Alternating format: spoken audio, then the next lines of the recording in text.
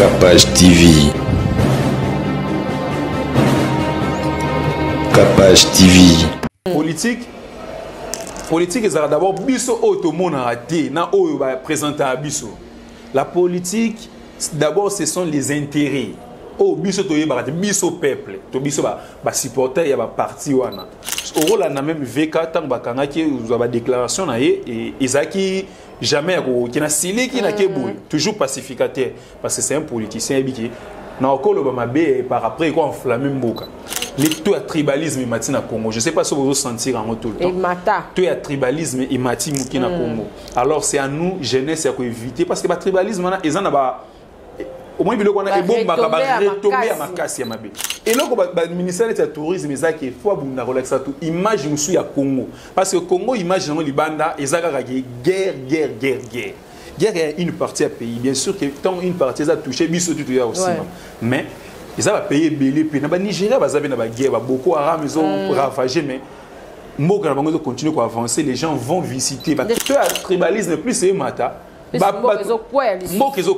est tout ça sous unité ici à unité nationale nous été parce que les uns badaba to koto yo bato koto aujourd'hui on pleure tout le temps la jeunesse qui ni to salité mais dis-moi jeune moi zui OK manan une fois 250 c'est liboso soit zui $250 mamoko ba bengyo na boîte ce que payer champagne $150 après aussi aux zones non sous na état initial.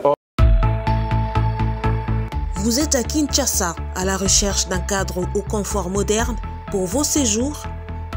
Une gamme des meilleurs services pour votre entière satisfaction vous attend chez Hosanna's House.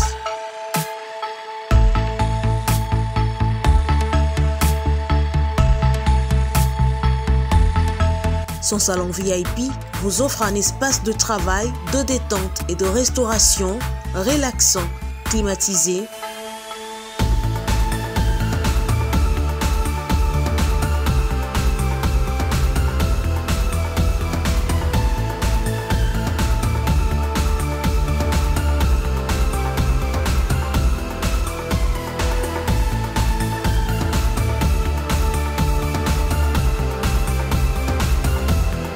Et ouvrant sur un balcon qui vous offre une très belle vue.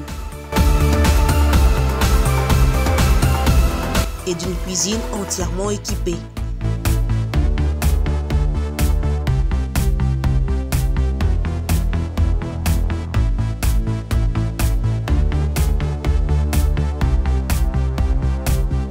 Sublimez votre séjour chez Hosanna's House. Avec nos chambres confortables, lumineuses, élégantes, donnant accès à une salle de bain bien équipée, contactez-nous au +243 99 24 46 090 +243 82 25 27 31 ou encore au +61 420 513 456. Situé à Kinshasa au numéro 5 bar A du quartier Malandi 1 dans la commune de Matete, référence à Revodacom, un accueil exceptionnel chez Hosanna's House.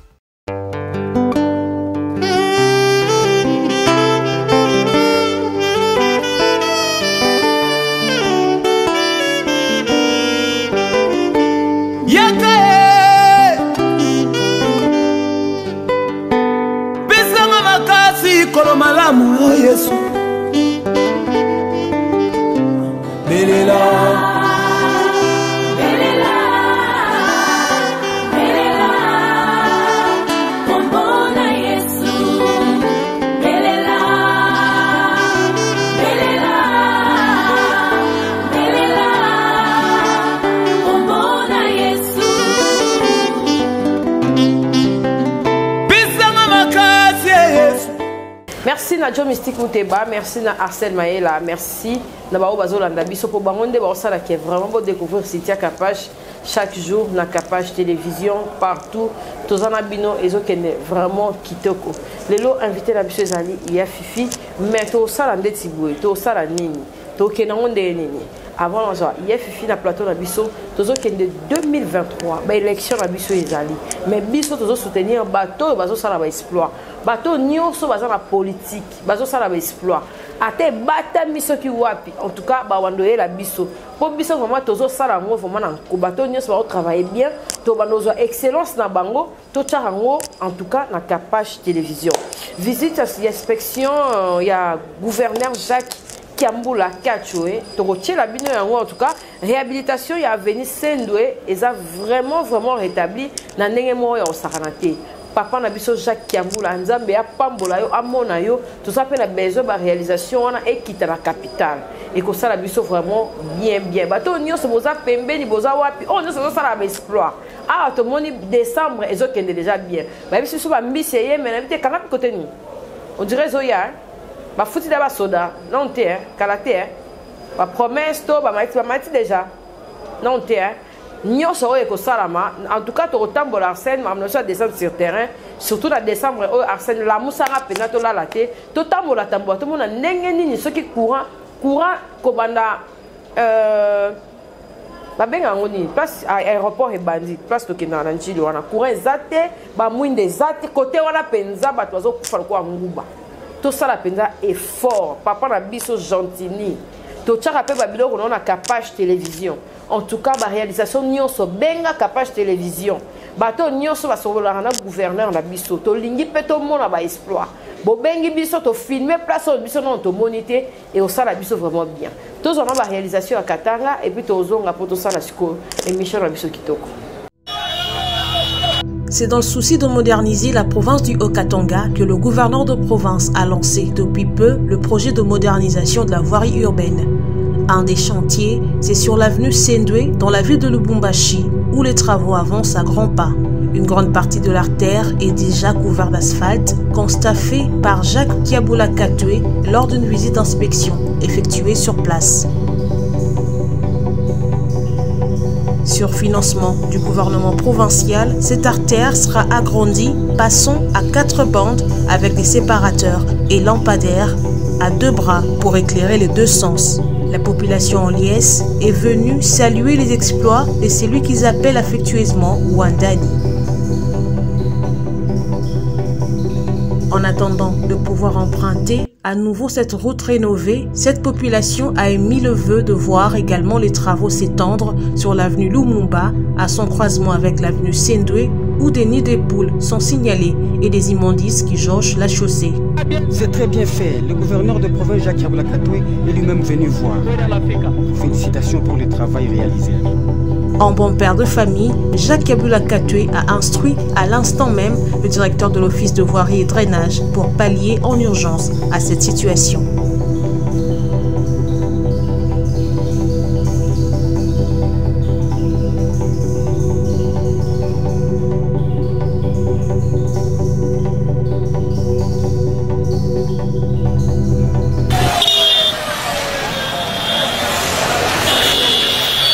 Gouverneur Nabiso, papa Nabiso, Jacques Kiambula, to pesio ba mbote ebele, katanga na timbi drapeau oyo. Ngai na 2023 boke ba pe na ocha libaya. To kota pe na parlement na to ocha libaya. Poka batanga balinga te o Capage boy. Mama Nabiso pena Fifi to ya na lwala ba wana. Fifi Masuka, mama Nabiso Fifi Masuka ba bi ba réalisation pena na lwala ba. Mama Fifi Masuka tokoya na Lualaba pour 2023 trosa la osu ba jeté tolingi soute oh ekendaki boezonga ki te peuple zo souffrir makasi nga nazala wana na sala ba chapeau rédaction avant na rédaction naza vraiment journaliste et investigation nazo kene ba mboka nazo zonga en tout cas photo telemela ba makamu susu muto azo sala musala bien tokocha ba réalisation na ye o azo sala musala te tokozipa yango tout rejeté. Merci d'avoir honneur sur la biso to tche drapeau la biso ya mboka awa et ça la biso vraiment bien. Ya Fifi ndo ya mama Fifi boni ya mobali siko. Ya mobali siko en tout cas ça va Capage mbote na batutu ya Capage TV na sali moi tant mulai to mona ni souffle. Vraiment. Ngaso na monite ami radio mystique.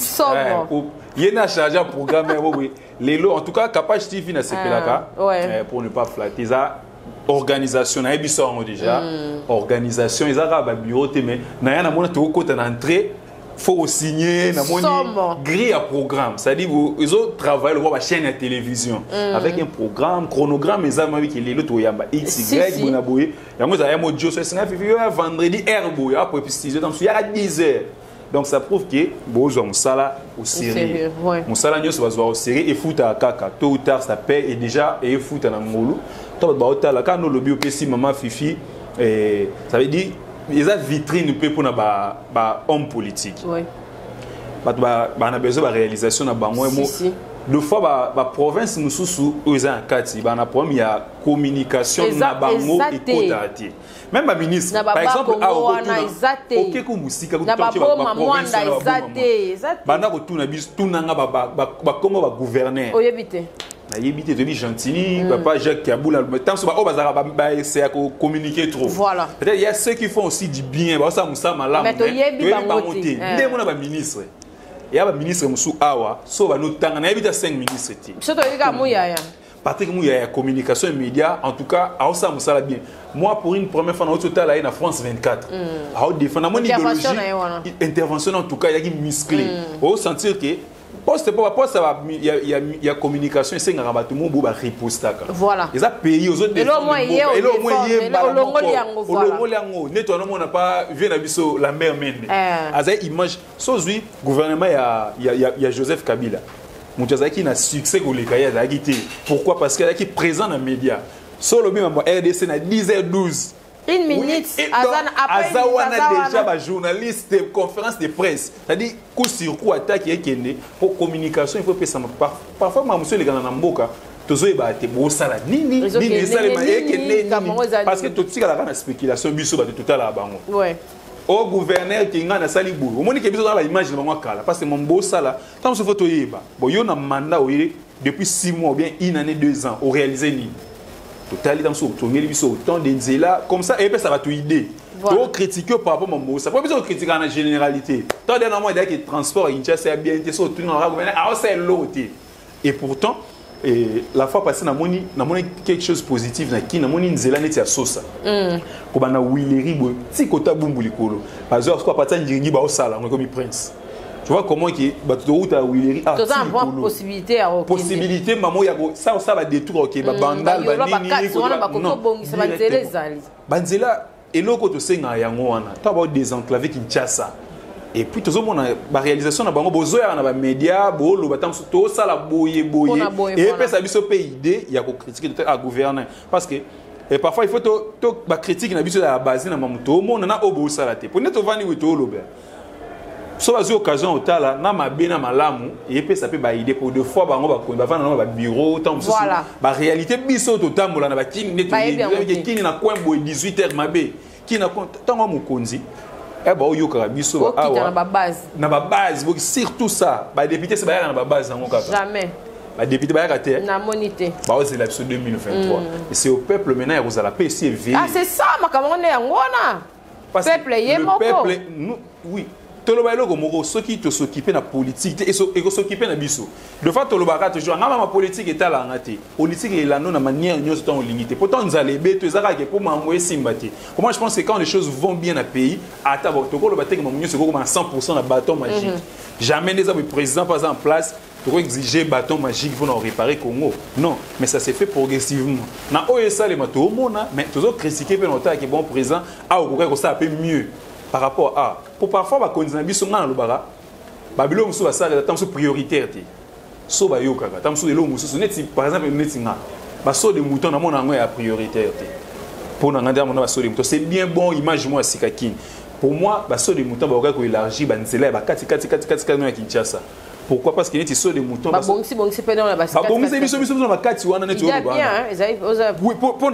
je me dis saut de moutons dans mon amour ils en ont bien et puis sa beauté à qui et puis sa image avec toi bato baye moi nzela moi likolo mais utilité dans nos années pour ezara ebani na ora a suki ado so moudage ça na bato saut de moutons si la moudage on a tout kuta na chango na bato bana saut de moutons na bato bana se bakangami à quoi sert ce saut de moutons na ka 4 heures de temps dans nzela chango na likolo esenga la police ya ko panza neti eloko moto le kamikolo tant ba konzi ba e so même moto na Kinshasa ba président ba pays beleza en Afrique maintenant on va deuxième bande imagine toi ce qu'on bilo abongo or à travers babilo ko wana bakomona qu'est-ce qu'il faut faire pour na Kinshasa pour na Kinshasa pour na ngaiza ba so de mouton temé ba chemin mo ya bakati ba route secondaire par exemple moi ba sala poids lourd ya bien et daga moko ba ko tana ville to kati il y a possibilité ba ko tonga tam so nzela d'aéroport et mamo gare centrale pour bien na nzela moko ta masina wana ba ko sa nzela mo yé du coup et ça la biso déjà bien et ça déjà biso bien parce que to na entrée mo na sortie mo na kin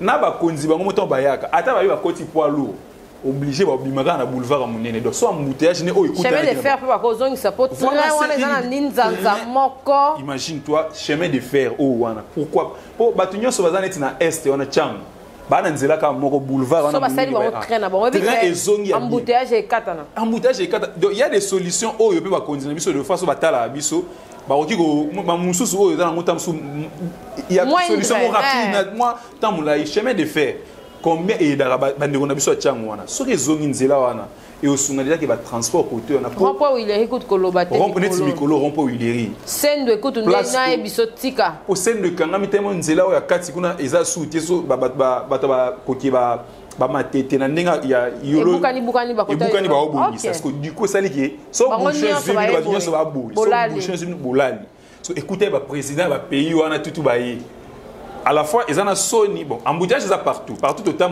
tout le monde embouteillage mais quand même embouteillage je me suis modéré parce que toi on a besoin embouteillage mais ekende so embouteillage je me suis qui na deux fois ceux qui ont 4 heures du temps et on raté na vol t'as imagine toi comment ceux qui on a volé à 10 heures on a déjà 6 heures faut ça et pourtant quand on se zappé au communauté on 8h30 ça les checking non rapide OK biso so dans vol il y a 10 heures en tout cas soit soit zara aluki hotel mo côté à chango amila leli wana tongo abimi na yeso moto akei poso lobike na abima 6 heures nenako ndo tikali pena bien na rata vol na rata vol nana ke Istanbul na rata vol ya mardi wana le temps na futi pénalité na futa pénalité na OK sous 5 jours après on a longo roto 12 heures na zena vol ya 15 heures et kangela kana wileri kana rata vol na comme wileri ka imagine toi aussi c'est préparé ma munyoso obi na okende na rata vol ka bon on ni ba embouteillage alors il fait na bi matin sous 8 heures na kende ba donner ça na bi vol ya 15 heures fada na yo na osa ba mamana miki voilà il y a autre aussi na ba continue biso de fois quand ba tala biso ba opinion na biso miki et d'arapé ba kondi ba opinion o ka miki te opesa par exemple ko aider pour Congo te focaliser plus maël et tout par exemple na mine na minerai or le pays est quoi avancer na ba richesse mususu to créer ba richesse mususu na Congo parce que chaque fois tu vas noter maël et na mine mona le minerai ba konzi ba tshela mo misu na kasi or agriculture eza eloko ekosila raté makasi mais ba tuso bacha on kate na kina eza eloko ekosila raté parce que ba minerai d'abord esilaka to ba ebate ba zone minière wana à chaque neti diamant toyoka na mbujima elimwa et bande ko bato miba ndo moni ebele basali ni tala exode wana sala miba nyonso ba hiver Kinshasa parce que place bango bande ko zwa kwanga na bango miba diamant sute longwe et ndenge moko pe na ba zone minière mususu cuivre côté cobalt à force ya ko exploiter et aussi la rekine pétrole coûte na temps mo ezala peke basala ba réserve même bato basala ce que nos autorités ba ko sala et l'on est aussi là te bilanga nanzela bilanga imagine toi Congo za la terre arable et belé partout presque talaka biso na Congo batie ciment na mire momona ebota ka ma matiti likolo mire pena mezo bota ça dit que ma beleza bien eza fertile alors nos autorités na place peut-être bazora idée nyonso ya kotiaka na ba minéraux au biso to batie la biso ba minéraux ngo pe to mona ngote moi depuis que je suis na mona diamant n'était meilleur so mona ngo diamant terre mona biso do mona diamant oh na kinaka en tout cas na mona diamant même na classe or normalement biloko kwa ba diamant fait ba tangisa ngo biso ndito tanga awa ezala palpable eza na Congo eza te ke ko ba export ba concrétiser en kaka voilà ba diamant wana ba biloko wana tubima na Congo ba uranium eza biloko ndito tangaka quand même na ba classe ezala ata wana ba na moni voici les diamants to kola na idée na mais nous on grandit ici to yoka Congo eza na diamant donc il faut que kota mbouji mais to va le comptoir ba kotisa non to ka ko ba pas partir à la classe voilà ba insérer moi dans ba programme scolaire na biso na Congo parce que na mangobila ça na ba programme scolaire na biso parce qu'il faut que l'on l'appelle babilo mususu ba tiki la biso na ba belge ba système wana imagine tenir tout temps na ebelé mutu na neti na sala maths physique na sala scientifique maths physique to ga ko se fobiso to suka na maths physique wana moment na kati wana bozana bakoura ba électricité bozana bakoura c'est bien beau biloko ebele boto lisamo na mutu alors to focaliser mon c'est institut iner alaka bana ba otanga art de apatia inas ba otanga na ba bien si bakoura miso mike ekoza nango mais na chaque domaine ba matière ba notangisa bana ezalaka juste focaliser na bango to bana so za ingénieur na mike ba bani na bango système enseignement na biso opeso permettre te moto tanga bien Bouya Moutoua tellement chargé dans Moutouma, belé à la fois. Moi, autant exaté. Et après, tant aussi ça, on se retrouve dans la cabine. Jusqu'à la Moutouna, on est mathématique. Ni salité, on a tout fait dans le Congo. Bon, en fait, ni salité, c'est bien interpeller l'autorité. En retour, bisopé la jeunesse aujourd'hui. Ma capache la jeunesse, tout comme ça, la kin, jeunesse congolaise. Image jeunesse congolaise et pesa libanda, c'est-à-dire c'est ça, image et pesa libanda. Image et pesa libanda, jeunesse congolaise. Dans ma province, nous sommes Kinois par exemple, bazouarae escroc. Tu sais, dans la Katanga, on a déjà malfaiteur, escroc, mamoutou, tout est belé. Image, tu as le bani de salité. Bien sûr qu'il y a tout le ça la mamou belé, mais bisopé la jeunesse. Qu'est-ce que tu as face à mamouango? Tout le temps à soumiente. Au photo le baron bien ba diplôme d'état net sikobanda pour nanga ba diplôme ba kobandaka ba 2010 c'est l'écolo exactement douté ba diplôme d'état ba tebele parce que bana ba otanga vraiment comme il se doit être parce que aujourd'hui net cours net ya champ est-ce que ça la sous dans ba classe l'intimité ils a raté comme moyenne 500 francs na yo comme et choquant à biso to nem to tant autant dans la primaire on a cours ya champ aux obligés ko la nzembo moko prof afandouana chant travail manuel le travail manuel so vous vérifiez dans l'école ils ont la souti et comment 500 francs biso déjà à l'époque on a l'école pour une école moto une autre enseignant école à l'état a aussi na travail manuel biso ba sako baloso biso ni so à l'époque on a déjà aujourd'hui et comment déjà mabé travail manuel ils ont la souti chant on a chant on peut détecter des artistes déjà bana ba mike mais aujourd'hui cours ya chien ça moyenne 500 francs la place à toujours à cours à chien habité bon tout le temps ensuite va cours à dessin mambobiliser au sala makapage en tout cas il y a fait le bab qui toko et surtout en politique yondeni yokoki ko pesa quand même opinion par rapport il y a nio ce trami tout autour il est sorti avec en tout cas les pacificateurs de PC Mbote déjà déjà Libanda en tout cas de PC Mbote vous voyez c'est la politique politique est d'abord biso automone raté na oyo ba présenter à biso la politique d'abord ce sont les intérêts oh biso to yeba biso peuple to biso ba supporter ya ba parti wana politique ça ba intérêt d'abord bon VK Abimi procès naé et je crois c'était pour 20 ans ndé ba katela ki c'était pour 20 ans Abimi ndabimi wana ba beza liberté conditionnelle na yoki ils a provisoire ça veut dire que na compréhension nanga parce que justice na compréhension totale mais na compréhension nanga pendant que c'est ngango déjà il y a tu es qui assez ba rejeté 2 ou 3 fois ba avocat ne ba que c'est une liberté provisoire par rapport à la santé abima quand même bien qu'ils a condamné Moutada a libéré provisoirement est-ce qu'elle a quitté parce que la place on a compris parce que ça va quitter tu sais que vous effacer mais comme na ignoso a un problème devant justice c'est que ils a qui na moi erreur et ça les mewana mais na cas avec na qu'ils a liberté provisoire d'après ce qu'on entend la liberté provisoire conditionnée puis non bon là on a vu to continue na cas tu conditionné na nini peut-être on a limiter sortie na mboka pour yalaka et puis ça m'a la liberté provisoire on a vie état de santé parce que depuis un temps tu vois qu'ils a qui souffrant qui souffrant et puis il faut que les manettes aussi manettes rejeter libérer provisoirement mais quitter là il faut tout comprendre moins comment parce que les autres spéculer moi na cité les autres aura déjà il y a partisans les uns les autres bimisier bimisier par là ils a politique au biso total à kaka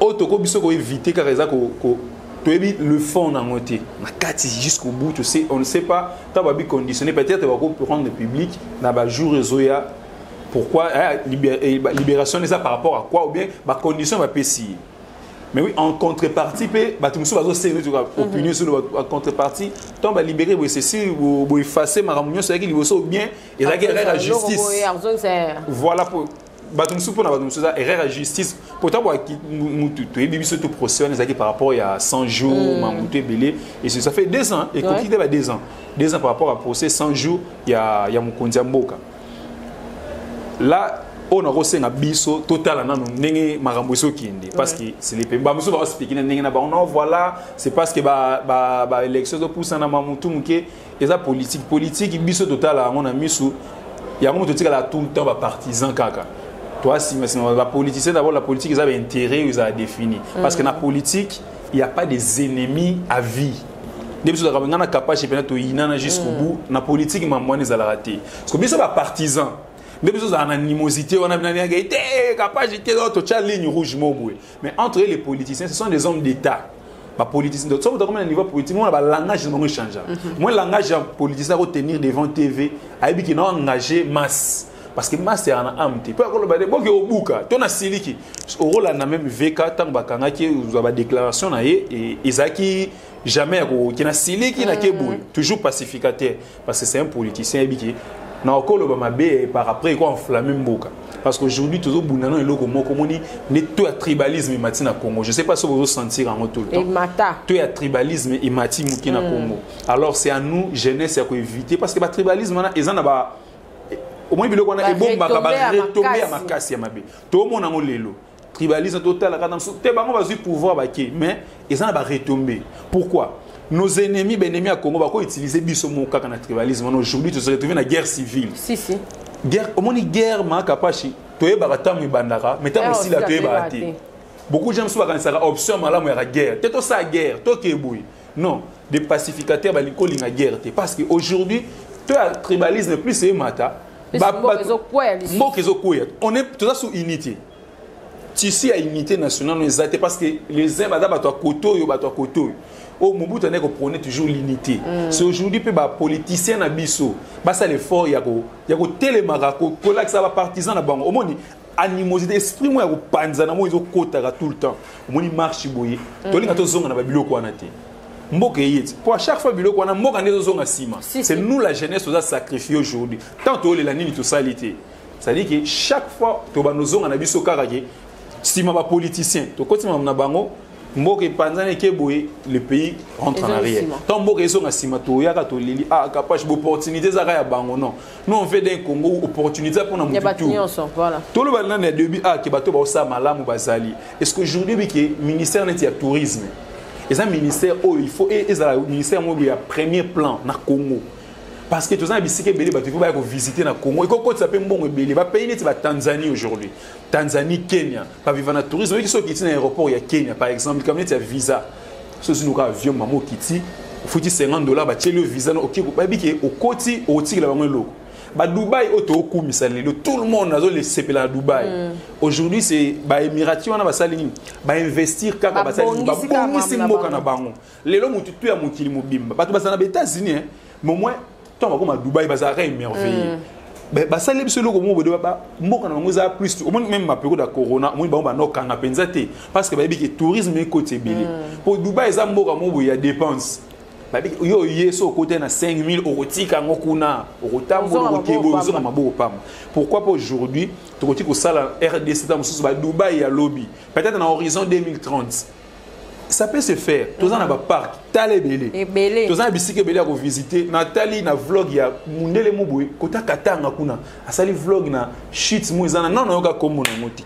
mais on étudie la géographie à RDC shit muso ki yubo so ki ni village mokuna même so même au mona cascade naturelle ba mai kitaka ba chute net ya ba zongo côté wana où c'est mais avec ces choses ici toko bongisa mboka ba ministère ya tourisme ya ministère ba tshela ngo ebele na Congo ne ba sala ba ko présenter budget na bango ya ministère ya tourisme parce que na loba ki on est bandé toki ko vani la ba mini te ba mini yango tu créer la pe biso mo ba rando to za côté wana ya bona ba minéraux na minebeli bon OK ba minéraux to beti on caractère nango mais to côté ça mbongo autrement ba ville ni c'est ba Goma ba ville mo propre faut le la pe côté na faut beta pe tout ba toi taneti Goma lac Kivu ko kene pena ko zo bilili ko zo ko la sabato parce que voilà et là le ministère du tourisme ça qui faut abunda relaxa tout image musu ya Congo parce que Congo image nango libanda ezaka guerre guerre est une partie à payer. Bien sûr que tant une partie a touché biso tout aussi. Mais ils ont payé belé puis na Nigeria va avez na guerre beaucoup Haram ils ont ravagé mais Mboka na continue à avancer, les gens vont visiter va payer. Ça va. Il y a Beni. Il y a en tout cas et ça a félicité. Pourquoi? Parce que c'est l'une des choses peut reprocher à l'artiste, pas à combattant. Voilà. Par exemple, non, après c'est un exemple. Et ça peut mieux qu'on voit aussi des combattants descendre. À 10, 20, groupe mobilier, Bokiti, les réalités sur terrain, c'est différent au monde. Na mona ki ndeko sango ba uti ko sa investigation moi journaliste investigateur a kiti a comprendre que n'est pas azana ituri na landa ki abi guerre o na tokuti awa ils appellent la guerre ethnique ayo comprendre que guerre abi awa ça information sur place ils appellent guerre ethnique o na o ba yo kanati ya to lobeka awa ba ini na biso ba profiter na ba situation tant au panzana ba armée bino koto ba armée koto or aujourd'hui dans Geneti taneti Kinshasa tozana banditisme urbain, Kuluna. Imagine-toi, Kuluna, par exemple, aujourd'hui, bazar armé, ville est commandée. Or, c'est le moment où sous les terres pour stopper, on dit, qu'on ravager totalement, Kinshasa, c'est comme on a ville propre où les touristes, les parcs, les visiter. Les Congos, les gens vont visiter. Les Pays-Bas, ça a une image diamanté. Donc, ça la comment au moins, ça état généraux, il y a tourisme. Le Congo est vivre grâce à tourisme. Tout ça là, mais et là comment ma ramener c'est la bancarisation par exemple. Et ça veut dire que tu mets ça dans côté bancarisation. Or aujourd'hui culture et banque congolais dans côté. Et comment il y a peut-être un quai mais proportionnel comme sur ba jeune ou dans ça un compte bancaire. Moi je me rappelle en 2011 mars on a un check d'histoire disent normalement un peu politicien. Avant on linga mama ngana mone vanta. En tout cas na minute a commis monsieur Kisinde aza je pense na Congo central. C'est normalement les politiciens côté na. Alinga mama minene. Donc le fait qu'il y a que font sa compte bancaire normalement ndé you dit mama minene. Vous n'ayez mis là qui ça. C'était vers 2011. Mon cher, on a fongoli. Ok, on doit l'arrêter. On a arrêté. Imagine, tu as 2011. Il y a fongoli, c'est comme l'anglais. À l'époque, il fallait que l'anglais, tout le monde est complexe. Tu vois aujourd'hui, vision à Moukili, et ça différent à Bissonios, tout ça. La vision du monde. Aujourd'hui, bancarisation. Ceux qui battent tout, c'est ceux qui culture à banque, à bon mambon. Comme mambon, le but est de faire un million, non. Mouké. Déjà, mon toit la culture à bon ma banque, et ça culture, il faut pas banaliser pour moi, na classe. Non, il y a comment au bon. Au moins, total la film nigérien. À partir de la film, tu comprends la culture na banque. Nigérien, tu vas dans compte bancaire. Bah on les soleil bête à compte bancaire. Aux hommes, on a un système. Aujourd'hui, tant que tu vas dans compte bancaire, ni ne go profiter même d'un artiste. Par exemple, Spotify est dans Congo. Tant Spotify à travers dans un compte bancaire à fond la compte. Vous comprenez? Pour un artiste. Or, ceux qui ont plus de 100 millions d'habitants, imagine-toi 30 millions dans un compte bancaire. Autant d'artistes et bazar. Artistes, on a Spotify, au moins, dans Spotify, il faut compter abonné en France. À côté public, nous en France, ailleurs, on a Congo, tout ça, tel potentiel là-bas, déjà, humainement parlant, tout ça, ressources mobiles. L'État est ça, comment on a ressources. On va dans l'hôtel, ça a bisou, qu'on fait un compte bancaire. Et ça, tu vois, ça a 100 000 $, à faire un compte bancaire. À 10 $, à Fongoli, à bon, et qu'on préserver bisou, on a des dépenses inutiles aux jeunesses, tout ça. Aujourd'hui, on pleure tout le temps la jeunesse qui ni ni salité. Mais dis-moi, jeune, moi, zui, ok, manan. Une fois 250, c'est le soit zui. 250 $, maman va bengo na boîte ce que payer champagne ça 50 $, après aussi aux zones sous na état initial. Or bon aussi dans na compte na yo et au permettre que ba dépenser comme maman réduit. Dina boya tenalien na 30 na bomba. Faut compte na ngetika na moins loko. C'est la culture parce que ba jeune tolo va tout le temps lelo mboka mais oui biso moko. On fait quoi face à ces problèmes? Il y a bien sûr ba opportunité cause parce que on se dit toujours que mère biso pona biso na mutu vie ailleurs.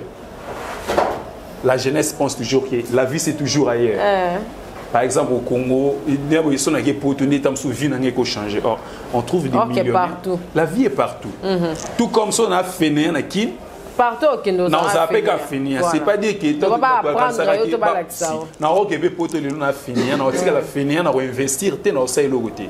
Mais déjà na Congo ça o yebi ko entreprendre, entrepreneur. Obi dire que quand cela nos jours mobile ah oui tel santan na hôtel voyage sa mère neni fait au beta côté na 1500 na minutes on ko tchanga tanani ouais ezaki ozanga ko ba on a créé un voyage na monaki maintenant tant on na culture que na ko sa voyage mo ya pas mati ezaki ba ba mona ngake po voyage akenaki na kena kanyi ba photo je peux lelo au baby ça 3000 4000 na au mobile mais yo boy na au baby ça 4 millions on investir mon puis dans 2-3 ans 4 millions de beau comme 20 000 25 000 ba poto OK na on a facilité pour déjà poto secret dans nos moko compte bancaire auto parce que na kala dono comprendre ma boîte mon nele dans ya rapport ça le démarche OK à vérifier na compte bancaire une fois mon déjà que oui tout à l'ambassade batala la compte bancaire na yo compte bancaire muto déjà crédibilité alors bon on a est-ce que tout ça to yeba ngote mona mutu 10 000 na libosa zui nyonso na tumba kana sani na tombola akenanga OK après et pour mon régler sous parce que moi j'ai envie à moi comme ça avec la possibilité na kin beaucoup de possibilité ba mi tout cas mambe il vivait mieux avant na yemo abino il faut kin bon ils a vu na yemo na mutana nenga penser kota komana et comment il mongo fait uta subuyi et pourtant na ba temps nyonso na peut-être avoir ça pas voilà temps nyonso leki c'est parce que les temps ils ont le réseau na simate obiso de bossa les temps nyonso to l'excès lobby et qui n'est na boye moi net na penser à ça moi leki lobby net to zaki lobby net to lobby le o a lobby les étaliki parce que les temps ils ont investissement sur le temps déjà au que passer 3 ans coin mon boye o ko coach le muké mambo belé au sali à monter et on perd déjà 3 ans au perdre on récupérer en té à Josan Nango, ça 3 ans. Voilà. Comme quand on fait ça, on perd déjà. Quand on perd déjà les temps, les temps c'est de l'argent. Plus on perd des temps, plus voilà. Merci à vous. Merci d'être là parmi nous. Tu es pour ma boken galier maté. Mais le lot le béni maramoussous. C'est important. Le lot le vraiment innover. C'est important. Au petit banani ba salutation pour tout Kabana. En tout cas. So l'équipe a capable de modérer les cas qui pesingate maman bango yara bon desi so mesana maman banga te yara so yo bika liboso liste mabanga ba kombo sa nini ki tango komba ya yo fena boaka en tout cas na pesina massa na nga ya Istanbul en tout cas pour on esa base na nga na wara deuxième maison na nga donc deuxième patrie na nga Istanbul pesa massa tout ba mbote bazana Alpha Blondie, manager général des puissances Alpha Cargo Service Express. APC Moté na Diesel la business, hein? Business cargo na Istanbul, na APC Moté Christelle Lungungu, Yannick Lunditisa, l'imbattable Poutine, Wilson Miranda Zapatero, Sunda Adama, Bana Istanbul, tout en tout cas, je pense que si tout va être au monde, on a vu ce souka des alaka, pendant un beau canabiso, na linga bino trop, ma capaché wana, tout ça tout le temps, il y a chaque fois tout le monde soutient, mais tout ça, bah jeune, on doit, on a quelque chose aussi à apporter, hein, parce que tout est pour rien, il y a le babilo mobilité, mais quand on a quelque chose à l'eau, pour un beau ça fait du bien tout. En tout cas, tout ba linga biso, ba linga ya fifi, on est là chaque fois capable TV on a besoin de biso. C'est pointé pour nous parce que nous sommes des jeunes, nous devons faire réfléchir pour tomber sur cette émission à terme qui est au lobby et que sous un le secteur mon pays va changer puisque Congo est changé quand on a bangoté biso ma capable point naïe ngape na coin nanga moi idée wana et puis ça va aider tout le monde. Vraiment. Merci en tout cas Arsène Maëla, merci de votre union sur la qui biso bolandi biso, beau partager mes missions à beau commenter, beau aimer, beau benga fi et ça la biso vraiment bien la réalisation nous soit bien to bana ko ya poto betela on c'était parce que Congo est biso nyonso tozo le ki satan na baba tozo le ki sana balo yenge ah Jésus poussana et nous on a un souci va te poto récupérer yango et tikali ya bana biso et tikali ya bato tozo bota po ba on peut bana bezo ba kola so bino ba maman bezo kola te bana sko ba kola ndenge vraiment tozo évoluer et ça la biso vraiment bien merci bye à la prochaine moi na lemba assistance à moi na lemba sur place ya tongo lemba toujours bye mam ba riva génie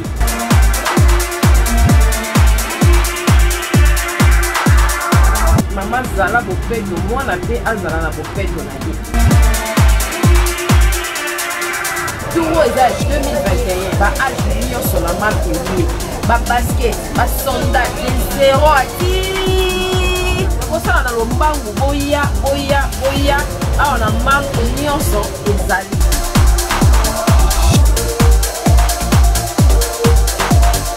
Mama bomisa bana oyo yango nde lokasi ya bana mam eyeli bilo nyonso. Chez MAM, pour une tenue tendance de saison qui donnera le temps à votre habillement, vous cherchez des costumes, chemises, pantalons, chaussures, des baskets, robes, sacs et autres accessoires de qualité, pas cher pour toute la famille. Découvrez notre collection.